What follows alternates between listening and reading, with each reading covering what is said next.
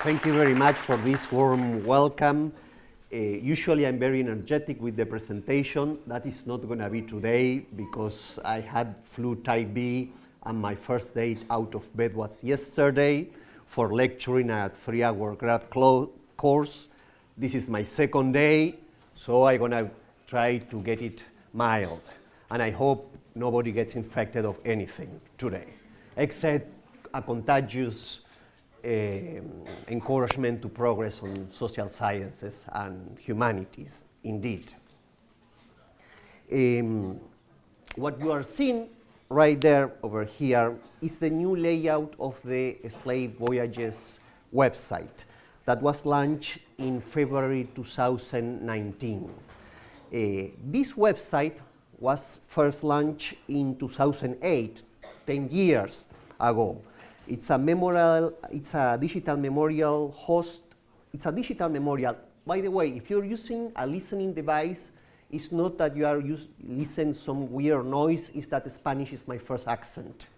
No, wait, my first language. That's it. Okay, now the fever is getting into me.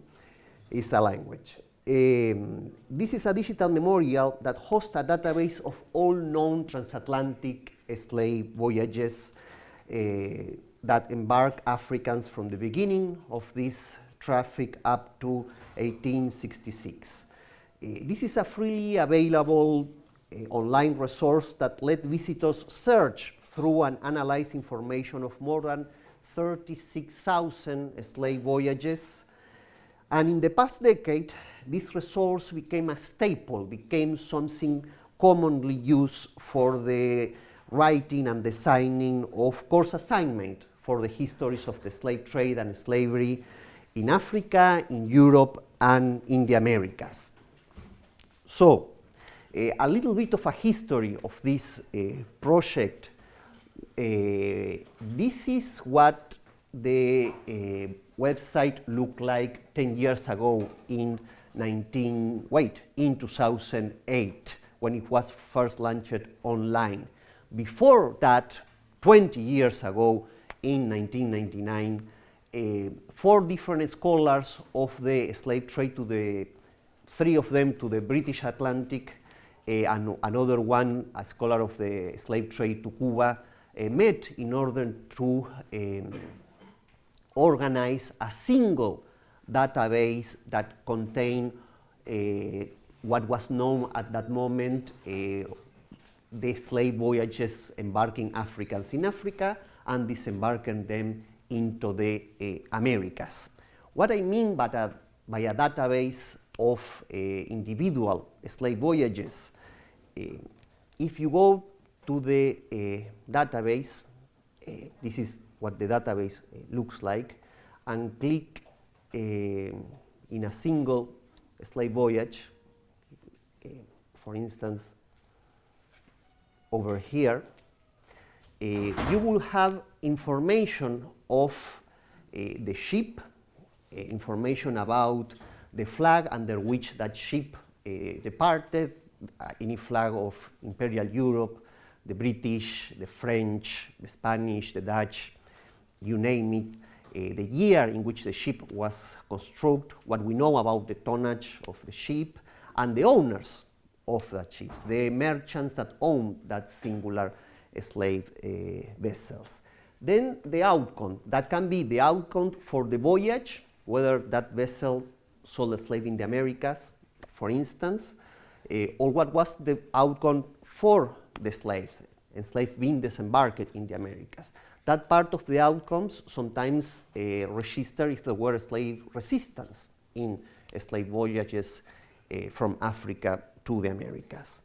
Another part of each individual record for this is the itinerary, something that you see over there, a place where the voyage began, if it departed from Europe, from London, from Barcelona, from Lisbon. It could have been departed from the New World, from Rio de Janeiro, from Bahia in Brazil, where it embarked these slaves, in this case in Cape Verde, And then when those enslaved Africans were disembarked, in this case of this individual slave voyage in Cuba.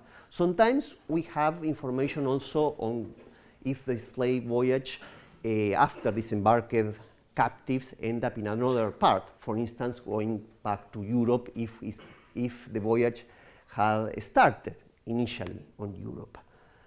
Then we have the dates of this voyage, the dates of departure from Europe, if departed in Europe, at least the dates if where it embarked Africans in Africa and where disembarked then and in the Americas.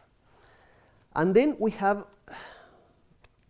information about those people who were carried as captives in this slave voyage. We have information of those embarked, the numbers of those embarked, information of those disembarked, and for that we also see the mortality in the traffic.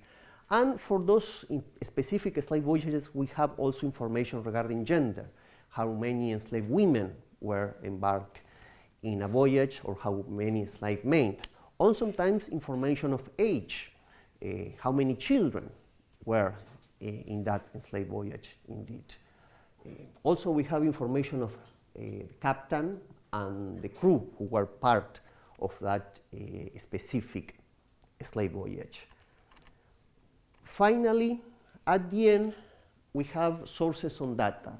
That source, in this case, it's an article, Ruth Pike, Enterprise and Adventure, the Genoese in Seville and the opening of the New World, blah, blah, blah. That's a book, simply. But let me refresh here and show you another one.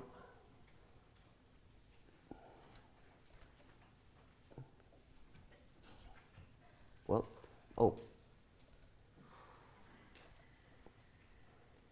another specific slave voyage that is more common to the kind of slave voyages that we have on the number of sources or number of informations about one specific slave voyage. For instance, this PP means parliamentary papers, information produced by the British Parliament in order to abolish the slave trade. Ido over here, Idade do Ouro in Brazil, and the next one, Gazeta do Rio de Janeiro. I assume those are newspapers from Brazil in which they were recorded the arrival of this specific slave voyage.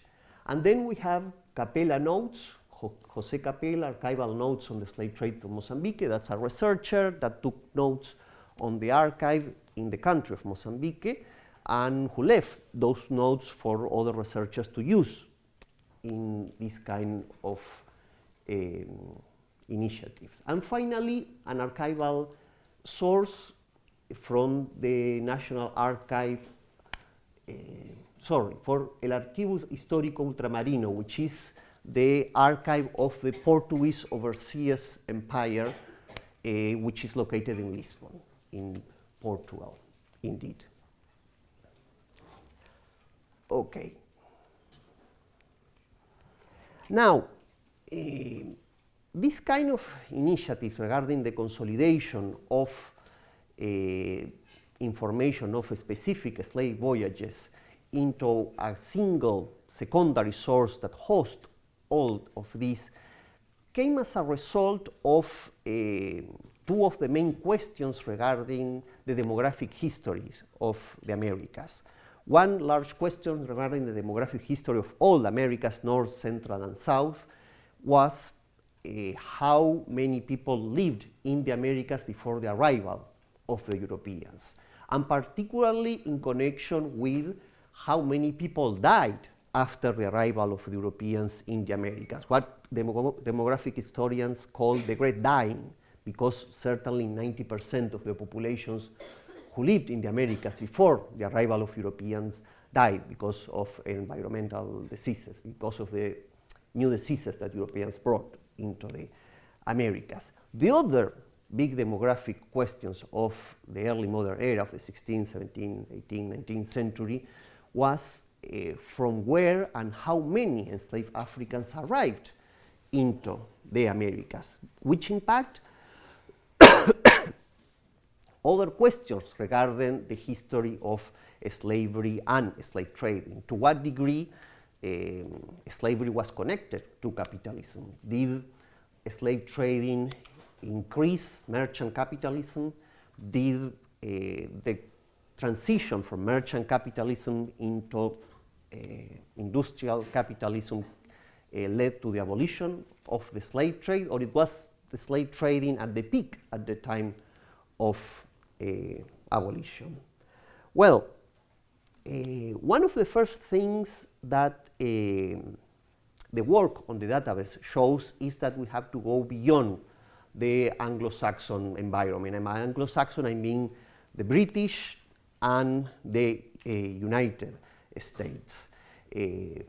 After the last 10 years of work for the first online database, what shows was that almost half of all enslaved Africans who crossed the Atlantic, almost half of those 12.5 million who crossed the Atlantic, actually landed in Brazil, in South America, in slave voyages that were not triangular per se. Triangular, perhaps you have heard the term Middle Passage. That means a slave voyage departing from Europe, the first leg going from Europe to Africa, the second leg or the middle leg going from Africa to the New World, that would be the Middle Passage, and the last leg of this triangle going to the Americas back to Europe.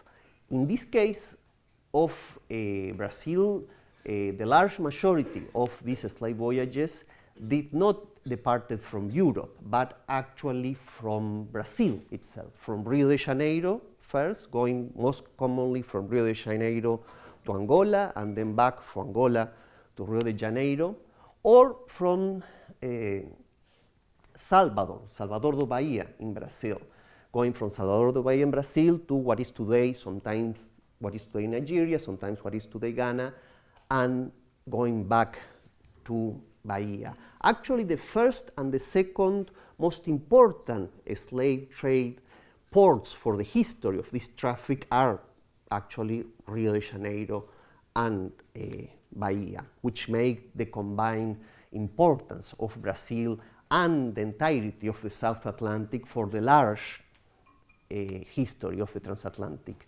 slave trade. Now, if you trust Google Analytics, you may trust it or not, an average 1,400 people visit this site, slave voyages, per day during the year 2018. We follow these statistics in order to gauge from where users came from, and also to gauge what is the usage of this online site. We also have, and last year this number increased to 1,700.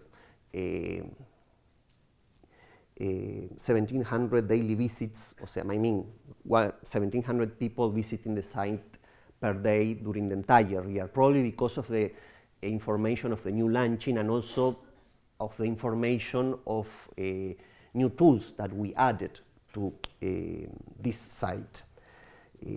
In addition to that, we have something of a kind of customer service email. That's voyages@emory.edu, that in the past 10 years have collected emails from users of the database in reference to how to do searches, how to apply this database to their individual histories, how to find enslaved arrivals in the towns in which they live, in the east coast of the United States, in South America, in the Caribbean, and we can go on and on about this kind of questions. On the other side of the email, there is some 10 or 12 scholars of the slave trade on the United States, on the Caribbean, on the Dutch slave trade, on the French slave trade, or the Spanish slave trade, on the Portuguese and Brazilian slave trade, who replied this kind of answer. Now, let me ask you, what do you think is the most common slave voyage or slave ship that is asked about in this kind of emails? Which maybe, if I ask you, what is the most famous slave voyage that you think of, if you know one or two? And that's a question, actually. Anyone can answer that? Yeah? The Amistad? The Amistad, yeah. That's the first one, actually. The Amistad. What do you think is the second one? It's a little bit more difficult. But it was something that it was on the public eye last year, in 2019.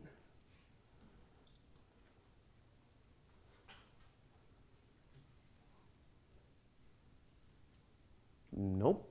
The last one to the United States? Yeah, that's the 1619 Virginia slave voyage. Users usually mention in their emails where's the 1619 slave voyage. Well, neither the Amistad nor the slave voyage of the White Lion, this 1619 slave voyage, are there in the transatlantic slave trade database. Why are not there? And that's why we always have been receiving these emails, where's the Amistad, where's the 1619 voyage? Because these voyages were intra-American slave voyages, meaning embarking captives in one part of the Americas and disembarking captives in another part of the Americas. These voyages were not embarking captives in Africa. If you go to the Intra-American slave trade database that we created over the past 2 years and was launched last year, and you put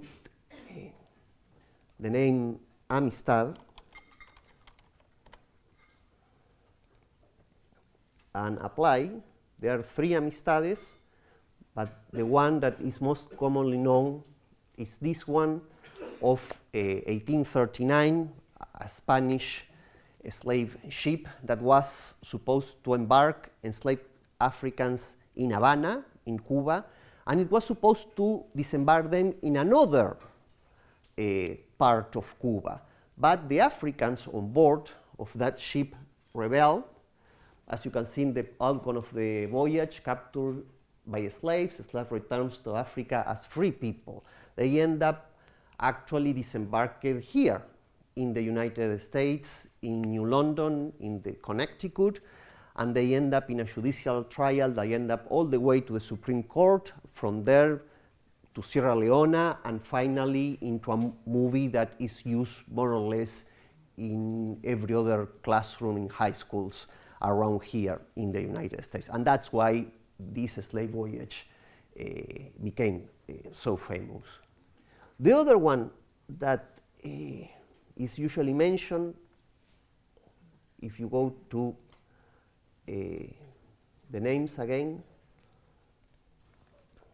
and put lion, let's see how many lions are there. Oh, 1619. It's over here.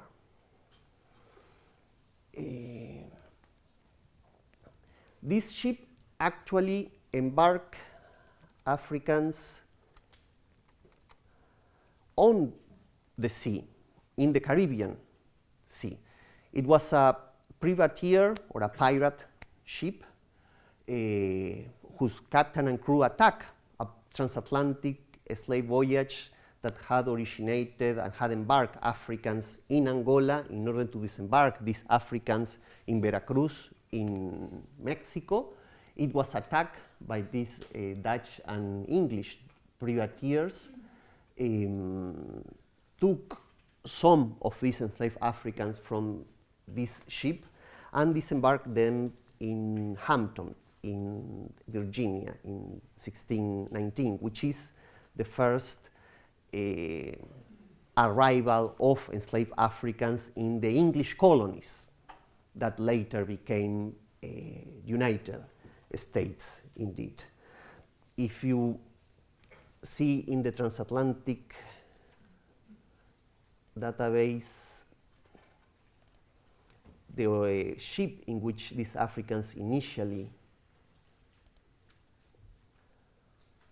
had been embarked, you can put Batista over here.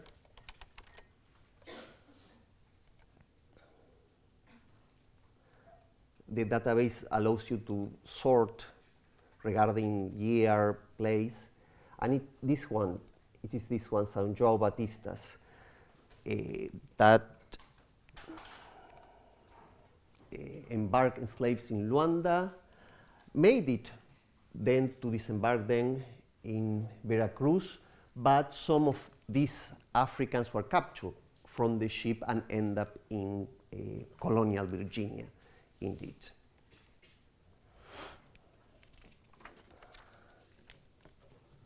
Now, the voyages of the Amistad and the White Lion appear now in the Slave Voyages website, alongside other 12,000 intra-American slave voyages located in this separate database.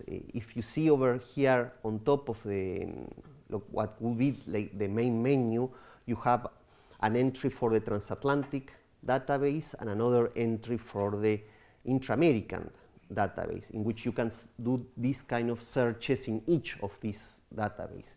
If you want to do these kind of searches of these two databases together, you can download the entire thing as a single database, either in CVS or CSV format, or in SPSS format as well. This initiative of the Intra-American Slave Trade database was funded by the National Endowment for Humanities, and I work on this specific part of the database with a colleague from University of California, Santa Cruz, Greg O'Malley, and a team of graduate students transforming different data set of different scholars into a single unified database that could be put online for people to work on that. Because also these databases are alive, people can contribute to this database. Most commonly we receive the contributions of, for instance, archivists from Southampton or from specific ports that point that it was not that slave captain that figured in that slave voyage, but it was another one, and provides new evidence. Or people who point out, because of the sources that they use, that that slave voyage have not arrived directly into Boston, let's say Boston, for the sake of example, but before it had disembarked enslaved Africans in Barbados.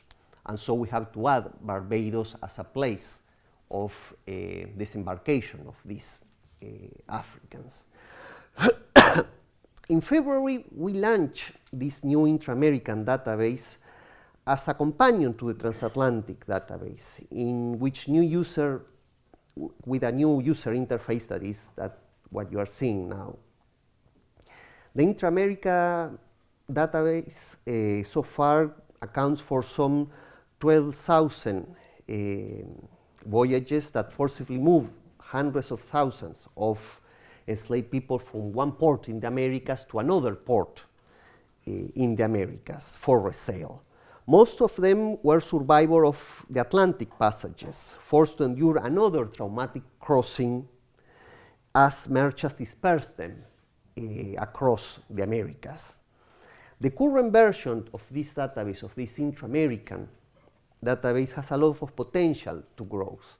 Indeed, we're going to be working next year in trying to expand this database. For instance, in order to expand it to the internal slave trade within the United States of the 19th century that we haven't information yet to put there. The slave trade, the transatlantic slave trade into the United States was abolished in 1808. But then the slave trade within the states of an ever expanding United States increased as the United States increased from the Old South, let's say Virginia, Alabama, Virginia, Carolina, North and South Carolina, Georgia, into what will be the New South, Alabama, Mississippi, Missouri, all the way up to Texas.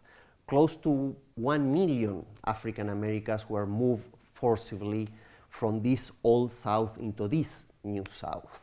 And we have probably half of this data into the movement of slave ships from the Chesapeake area, which is today Maryland and Virginia, into Louisiana and other ports of the Gulf. Another part of the expansion for the 19th century is the 19th century internal Brazilian slave trade. The slave trade based on Rio de Janeiro was not only of enslaved people arriving into Rio de Janeiro, but also of enslaved people being shipped from Rio de Janeiro to other places within Brazil, both through the coast, through the Atlantic coast, north and south, but also inland in caravans.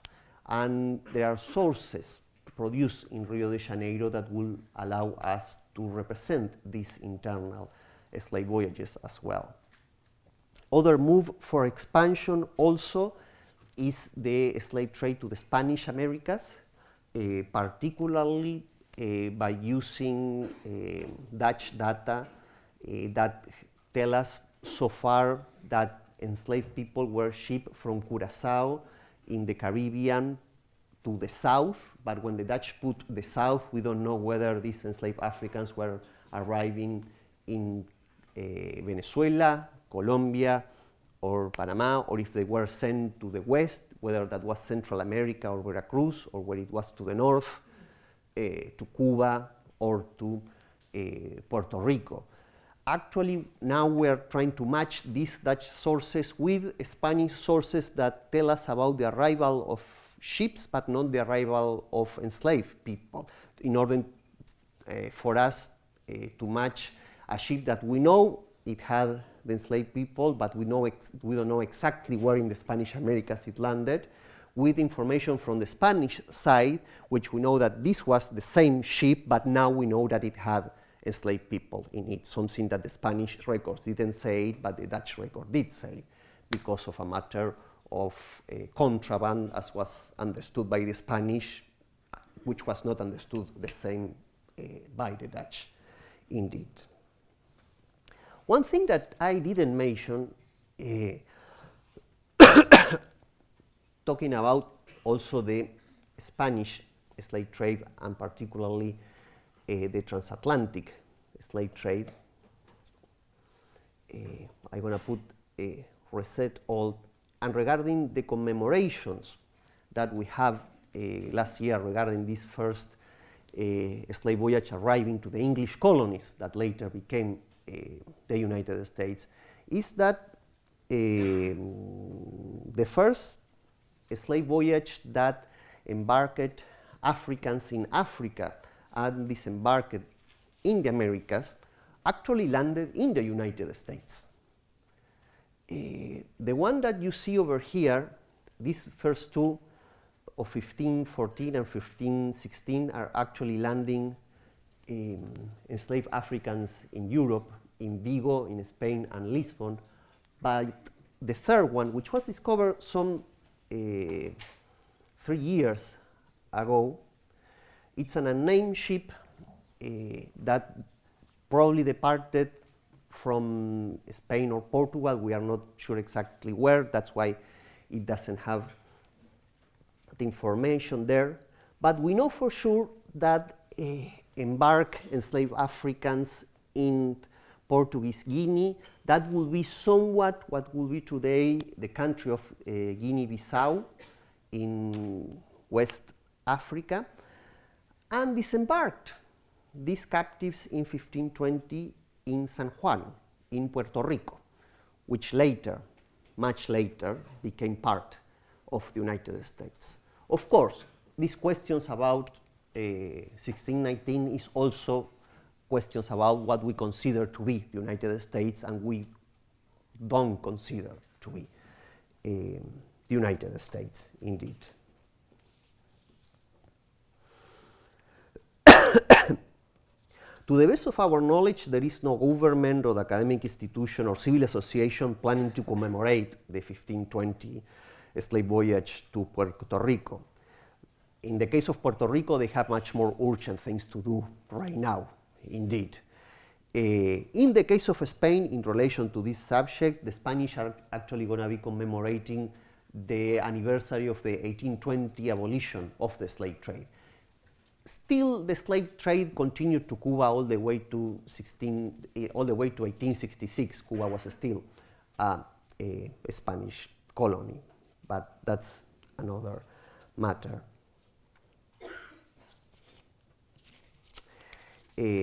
Still, these cases of the Amistad and the White Lion and this emphasis of the internal slave trade to the Americas and the early significance of this slave trade within different colonies in the Americas shows that the black experience in the Americas was much more trans-imperial than we thought. That in order to understand black social communities, not only in the era of the transatlantic slave trade, you don't only have to do work on from where these Africans were originally in Africa, when they departed, where and in which timeline, but also if they were coming from other colonies, if they had previous experience in the Spanish colonies before arriving in the English colonies, and the other way around, if they have lived in Jamaica years before living and residing in Cuba, for instance. Let me give you an example. In 1741, there was a slave conspiracy in New York, and out of the 400 people who were tried under that conspiracy, some 200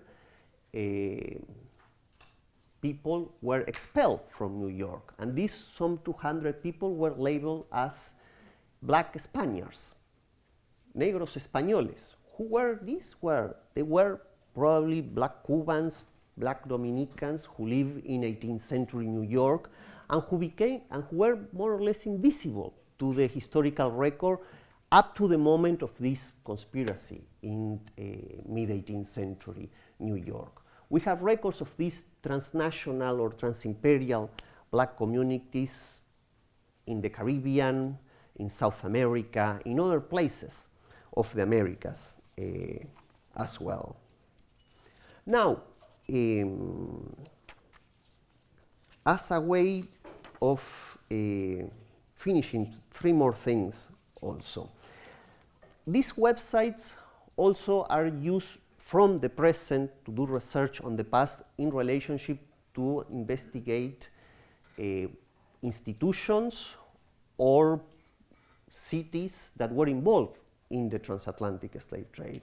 One researcher that has been part of the team some 6 years ago was requested by a Dutch bank in order to do research on the involvement of this Dutch bank, that's ABN AMRO, about what kind of involvement this bank had in either providing funding for the slave trade or providing insurance into the slave trade as well. Currently, the city of Amsterdam is investigating its own involvement in the history of the slave trade. And that involvement not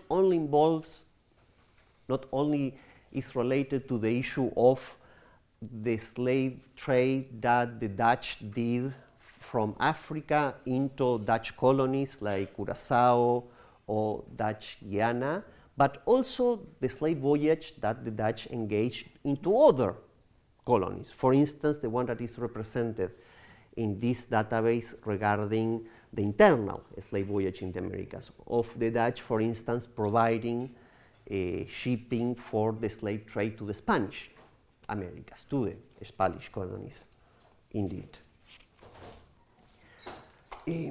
As you may know, these digital tools, these databases and online sets are something of a new beast in the academic world. What I mean as a new beast, once you publish an article, the article is published and it's completely independent from you.